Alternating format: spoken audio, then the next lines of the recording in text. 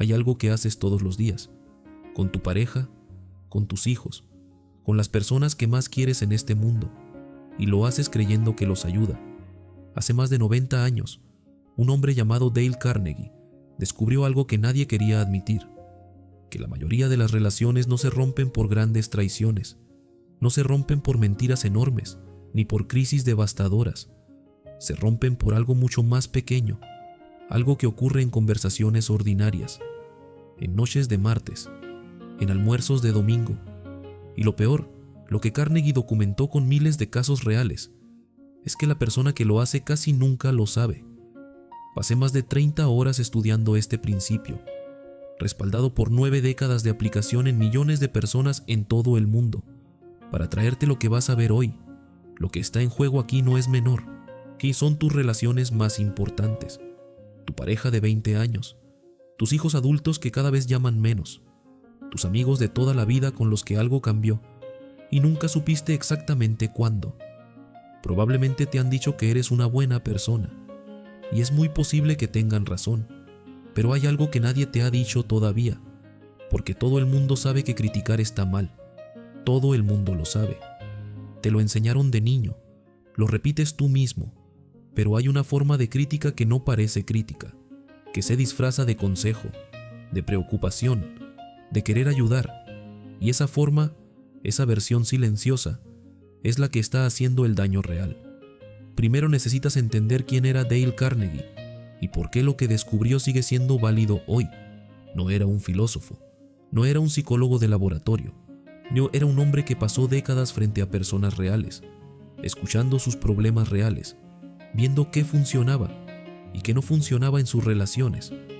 En la década de 1930 comenzó a documentar patrones, no teorías, patrones, cosas que se repetían en miles de personas distintas, en culturas distintas, en épocas distintas.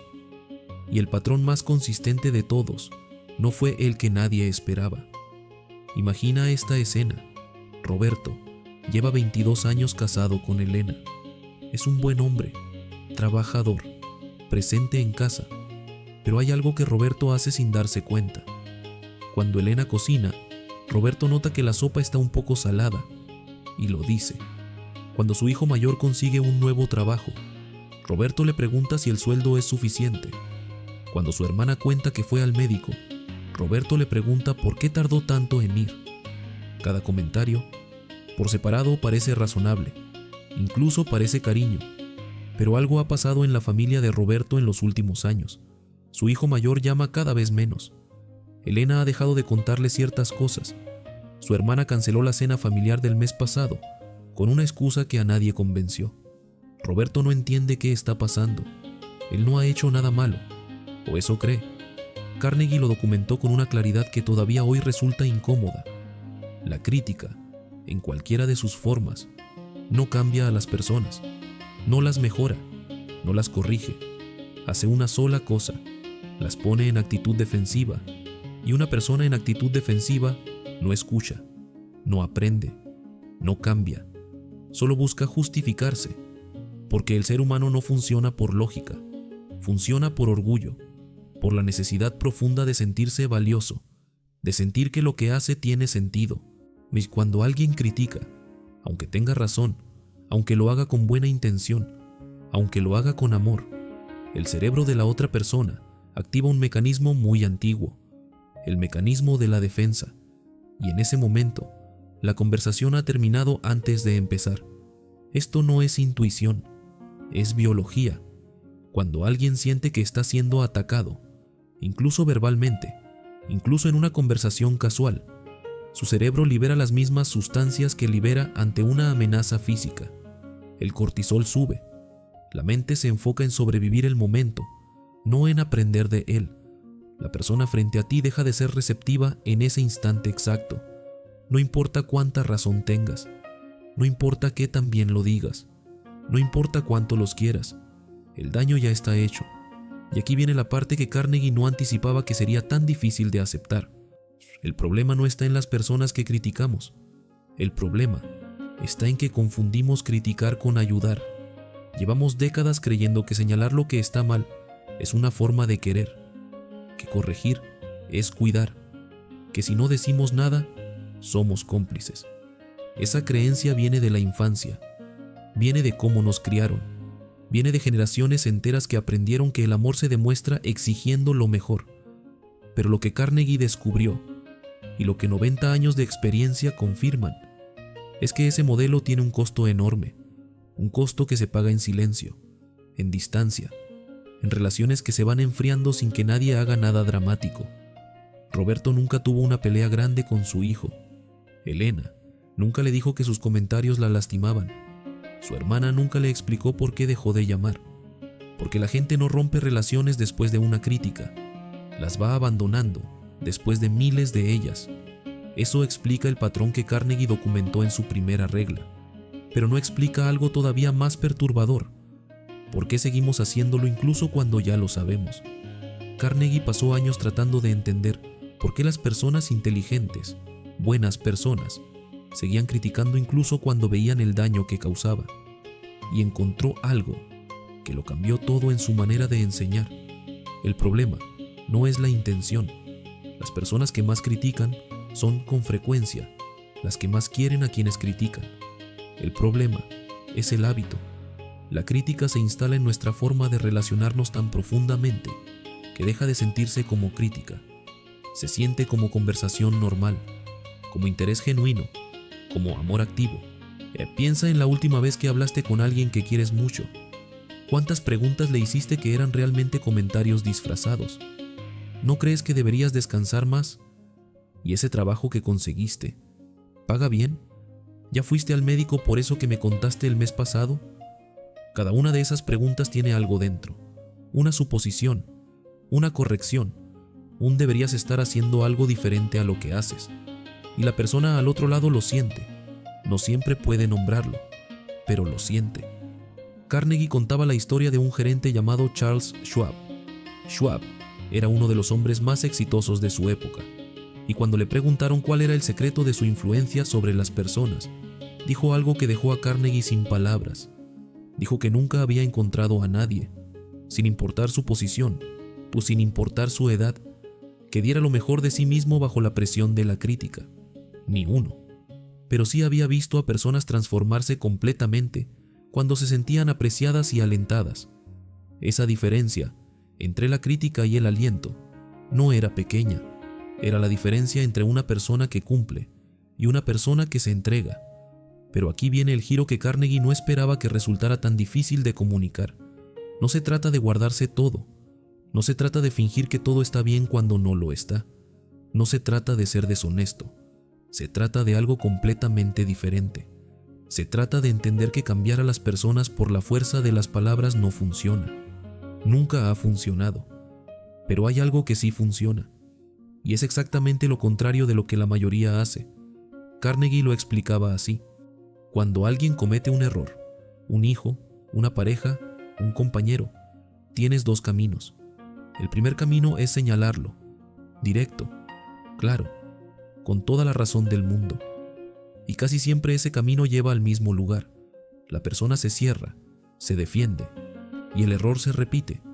El segundo camino es más largo, pero lleva a algún lado. Es el camino de entender por qué la persona actúa como actúa, de preguntarte qué desea, qué necesita sentir, y desde ahí, desde esa comprensión, encontrar una forma de acercarte que no active el mecanismo de defensa. No es un camino de debilidad, es el camino más inteligente que existe. Carnegie hablaba de Lincoln. Lincoln, antes de ser presidente, escribió cartas brutalmente críticas a sus adversarios políticos, cartas que arrasaban con argumentos, que dejaban a la otra persona sin respuesta posible. Pero una tarde de 1842, Lincoln retó en duelo a alguien por una de esas cartas, y casi pierde la vida por ello. Después de ese día, Lincoln nunca volvió a escribir una carta con crítica directa a nadie, y quienes estudiaron su liderazgo durante la Guerra Civil, el periodo más difícil de la historia norteamericana, encontraron algo extraordinario. Lincoln casi nunca criticó a sus generales en público, incluso cuando se equivocaban gravemente, incluso cuando esas equivocaciones costaban vidas. Lo que hizo en cambio cambió el curso de una guerra. Y eso nos lleva a la parte del documental que más trabajo me costó preparar. Carnegie no se quedó en el diagnóstico.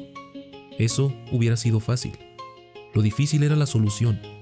Y la solución que encontró después de décadas de observación directa tiene 3 partes. Tiene 3 cosas concretas que puedes hacer hoy, en tu próxima conversación, en tu próxima cena familiar, en tu próxima llamada telefónica, que van a cambiar algo, no en el otro, en ti. Y eso es lo único que puedes controlar. La primera es la más difícil y la más poderosa: la pausa. Carnegie observó que la diferencia entre las personas que dañaban sus relaciones y las que las construían no estaba en lo que decían, estaba en el segundo de silencio que pasaba antes de hablar. Las personas que construían relaciones sólidas habían desarrollado el hábito de preguntarse algo antes de abrir la boca. Una sola pregunta: ¿lo que voy a decir ahora sirve para ayudar a esta persona o solo me hace sentir mejor a mí? Parece sencillo. No lo es, porque la mayoría de las críticas no nacen de querer mejorar al otro, nacen de nuestra propia incomodidad, de nuestra necesidad de tener razón, de nuestro deseo de que el mundo y las personas que amamos encajen en cómo creemos que deberían ser. Volvamos a Roberto. Imagina que Roberto descubre este principio, que alguien le muestra el patrón que ha estado repitiendo sin saberlo. Lo primero que siente es resistencia. Pero es que tengo razón, es que lo hago por su bien, es que si no lo digo yo, ¿quién lo va a decir? Carnegie escuchó esas palabras miles de veces, y su respuesta siempre era la misma: puede que tengas razón, puede que lo hagas por su bien, puede que nadie más lo diga, pero si el resultado de todo eso es que tu hijo no llama, que tu pareja ha dejado de contarte cosas, que las personas que más quieres se han ido alejando en silencio, ¿de qué te sirve tener razón? Y la segunda herramienta que Carnegie enseñó es la que más le costó a sus estudiantes aceptar. Se llama comprensión genuina, no empatía de manual, no el entiendo lo que sientes, que se dice para cerrar una conversación, comprensión real. Carnegie les pedía a sus estudiantes que antes de cualquier conversación difícil hicieran un ejercicio, que se pusieran durante 5 minutos en el lugar de la otra persona, no para darles la razón, no para convencerse de que estaban bien, sino para entender por qué esa persona ve el mundo como lo ve. Porque nadie, absolutamente nadie, se equivoca desde su propio punto de vista. Cuando tu hija toma una decisión que no te parece bien, ella tiene razones. Cuando tu pareja hace algo que te desespera, hay una lógica detrás. Cuando tu compañero de trabajo repite el mismo error, si algo en su historia lo lleva ahí, no tienes que estar de acuerdo, solo tienes que entenderlo. Y esa comprensión, cuando es genuina, cambia completamente la energía de la conversación antes de que empiece. La tercera herramienta es la que Carnegie consideraba la más subestimada de todas: el aprecio honesto, no el halago vacío, no el qué bien te ves, que se dice por cortesía, el reconocimiento específico, genuino y concreto de algo real que la otra persona hace o es. Carnegie documentó algo que la psicología moderna ha confirmado décadas después. Las personas no cambian cuando se les señala lo que están haciendo mal, cambian cuando alguien les muestra lo que están haciendo bien. Porque el ser humano tiene una necesidad básica, profunda, que no desaparece con la edad: la necesidad de sentirse valioso, de saber que lo que hace importa, de que alguien que les importa, lo vea. Y cuando esa necesidad se satisface, algo extraordinario ocurre. La persona quiere seguir siendo esa versión de sí misma que alguien reconoció.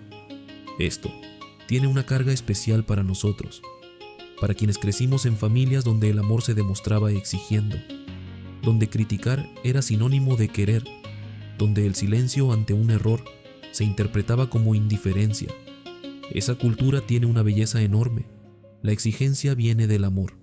El querer que los demás sean mejores viene del orgullo genuino, pero tiene un costo que Carnegie nos ayuda a ver con claridad, porque el amor que solo exige, sin nunca reconocer, termina enseñando a las personas algo que ningún padre, ninguna madre, ningún compañero quiso enseñarles. Les enseña que no son suficientes. Hay un momento en el libro de Carnegie que cambió la manera en que millones de personas entendieron las relaciones humanas. No es un dato, no es una estadística, es una pregunta. Carnegie preguntaba a sus estudiantes: ¿cuántas veces has cambiado de opinión en algo importante porque alguien te criticó? El silencio que seguía a esa pregunta lo decía todo. Nadie cambia sus creencias más profundas porque alguien les señaló que estaban equivocados. Las personas cambian cuando llegan ellas mismas a la conclusión de que algo necesita cambiar, cuando algo dentro de ellas se mueve, cuando alguien que las aprecia genuinamente les muestra una versión de sí mismas que quieren ser.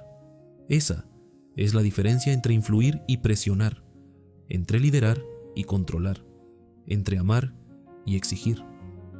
Cuando Roberto finalmente entendió lo que estaba haciendo, y no hizo ningún discurso, no le dijo a su hijo: perdona todas las veces que te critiqué, no le explicó a Elena que había descubierto un error de 20 años, hizo algo más pequeño. La próxima vez que su hijo le contó algo, Roberto no preguntó si el sueldo era suficiente, preguntó cómo se sentía en ese nuevo trabajo, y su hijo habló durante 40 minutos sin parar, cosas que nunca le había contado, miedos, ilusiones, dudas, 40 minutos de conversación real que en 20 años nunca habían tenido. Roberto no había cambiado a su hijo, había cambiado algo en sí mismo, y ese cambio pequeño abrió una puerta que llevaba años cerrada. Carnegie escribió este libro en 1936, en un mundo sin internet, sin psicología positiva, sin neurociencia moderna, y sin embargo, lo que documentó coincide exactamente con lo que los investigadores del comportamiento humano han confirmado en las últimas décadas, que el cerebro responde al reconocimiento de una manera que ningún otro estímulo puede replicar, que las relaciones más sólidas no son las que no tienen conflictos, son las que tienen una proporción de reconocimiento genuino tan alta que los conflictos ocasionales no las destruyen. Investigadores de la Universidad de Washington estudiaron parejas durante años y encontraron algo específico. Las parejas que permanecían juntas y felices tenían en promedio 5 interacciones positivas por cada interacción negativa, 5-1. No es que no se criticaran nunca, es que el reconocimiento era tan frecuente que la crítica ocasional no dejaba cicatriz permanente.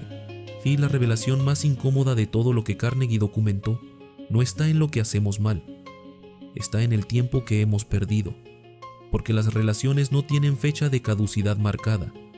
No recibes una notificación que diga: esta relación se va a romper en 3 meses si no cambias algo. Se van enfriando, poco a poco. Un comentario de más aquí, una pregunta que era una crítica disfrazada allá, un silencio incómodo que se repite hasta que deja de ser incómodo, porque ya es lo normal. Y un día te das cuenta de que la persona que más amas en el mundo ha dejado de contarte cosas. No porque te odie, no porque no te quiera, sino porque aprendió, sin que nadie se lo enseñara, que contarte cosas tiene un costo que ya no quiere pagar. Pero aquí está lo que también documentó Carnegie, que ese proceso es reversible, no siempre, y no rápido, no sin esfuerzo, pero reversible, porque las personas que amamos no quieren alejarse, quieren acercarse, quieren tener esas conversaciones reales, quieren sentirse vistas, solo necesitan una señal, una sola señal de que algo ha cambiado, de que esta vez va a ser diferente, y esa señal no requiere un discurso, no requiere una disculpa formal, no requiere explicar todo lo que entendiste, requiere una sola cosa diferente en la próxima conversación. Hay algo que Carnegie nunca dejó de repetir en todas sus conferencias, hasta el final de su vida, que el principio más poderoso de las relaciones humanas no requiere inteligencia especial, no requiere dinero, no requiere tiempo libre, requiere solo una cosa: la decisión de tratar a las personas como lo que son, no como proyectos a mejorar, sino como seres humanos completos, que ya tienen dentro de ellos todo lo que necesitan para ser mejores. Tu trabajo no es señalar lo que falta, tu trabajo es reconocer lo que ya está. Eso, solo eso, cambia todo. Pero este principio, el primero de Carnegie, es solo el comienzo. Porque Carnegie descubrió algo igual de perturbador en las personas que dejaban de criticar, que cuando eliminaban la crítica de sus conversaciones, aparecía un vacío. Y en ese vacío, si no ponías algo específico en su lugar, las relaciones no mejoraban, se volvían distantes de una manera diferente. lo que va en ese lugar, lo que Carnegie consideraba la herramienta más poderosa de todas las relaciones humanas, es el tema del próximo video. Y si lo que viste hoy te movió algo, suscríbete, porque lo que viene después de esto cambia la manera en que ves cada conversación que tienes.